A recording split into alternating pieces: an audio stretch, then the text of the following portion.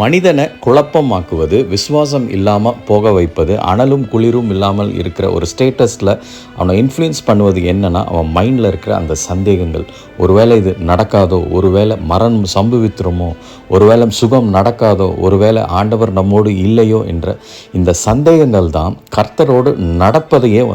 அந்த தொடர்பை அது துண்டித்து விடும். ஆனால் நம்ம மனம் திரும்பி யார் என்ன சொன்னாலும், கர்த்தர் என்னை உண்டாக்கினவர், என்னை படைத்த தேவன் என்னை மன்னிக்க வல்லவராயிருக்கிறார், நான் எந்த தவறு பாவம் செய்தாலும் அவரை நோக்கி நான் போகும் பொழுது